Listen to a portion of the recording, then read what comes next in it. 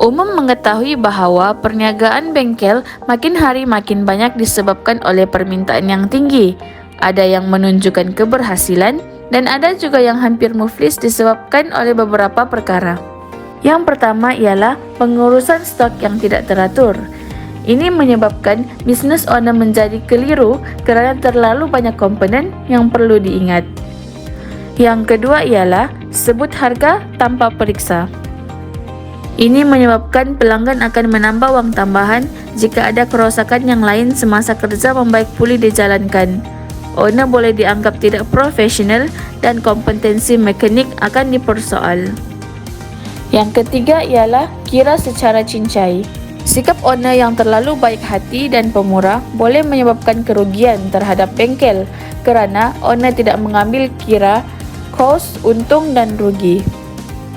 Oleh itu, dalam menyelesaikan semua masalah tersebut, kami memperkenalkan SQL Accounting Software, satu sistem akaun yang terbaik yang sesuai untuk perniagaan bengkel.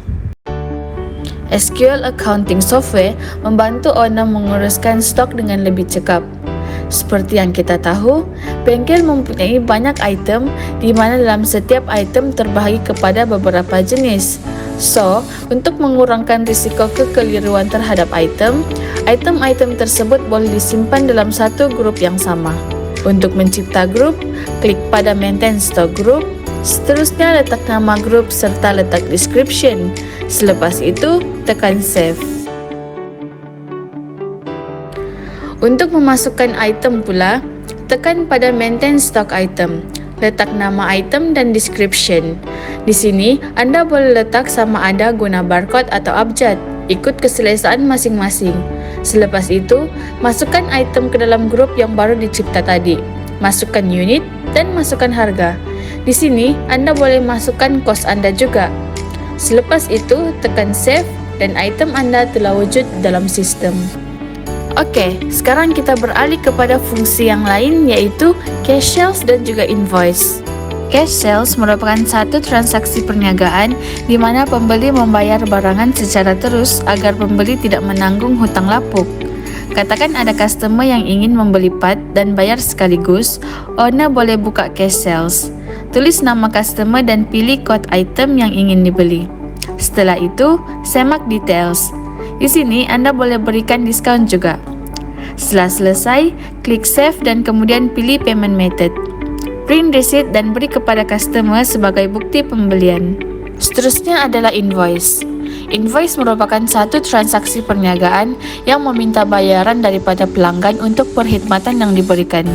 Katakan ada customer yang request untuk bayar kemudian, owner boleh buka invoice. Cara membuka invoice hampir sama dengan cara membuka cash sales tadi, cuma tiada pembayaran secara terus dilakukan.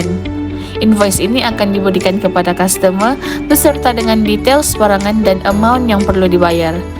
Dalam SQL account ini, anda boleh print invoice ini secara terus atau boleh send invoice ini melalui WhatsApp. Bila customer tersebut ingin membuat pembayaran, hanya pergi ke customer payment. Masukkan nama customer dan amount yang dibayar. Setelah itu, print receipt. Sekarang kita beralih kepada laporan inventory. Ada dua laporan inventory yang penting. Yang pertama ialah stock physical worksheet dan yang kedua ialah stock card quantity. Dalam stock physical worksheet, owner boleh lihat dan owner boleh semak baki stok yang ada dalam bengkel. Ini dapat membantu owner mengenal pasti kuantiti stok yang kurang dan yang perlu ditambah. Manakala, untuk stok card pula, ia dapat mengenal pasti keluar masuk stok. Di sini, ia dapat membantu owner untuk melihat perjalanan stok mengikut tarik. Owner boleh tahu di mana stok itu diambil dan ke mana stok itu keluar. Seterusnya ialah laporan untung dan rugi. Dalam SQL account, ia membantu owner bengkel untuk mengetahui keuntungan mereka, terutama sekali keuntungan bagi setiap item dan juga keuntungan keseluruhan syarikat.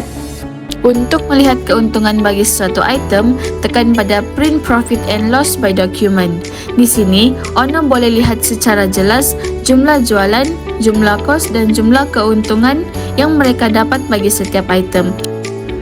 Jika Anda ingin melihat keuntungan keseluruhan syarikat pula, Anda boleh lihat di penyata untung dan rugi. Hanya klik pada Print Profit and Loss Statement. Di sini, Anda boleh melihat segala maklumat penting termasuklah jumlah jualan, jumlah perbelanjaan, dan jumlah keuntungan secara keseluruhan bagi sesuatu tempoh. Bukan itu sahaja, SQL account juga membekalkan lebih banyak lagi laporan yang diperlukan bagi sesuatu syarikat.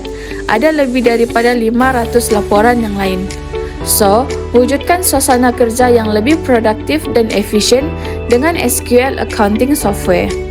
Untuk pertanyaan lebih lanjut, Anda boleh hubungi kami di Goling Solution.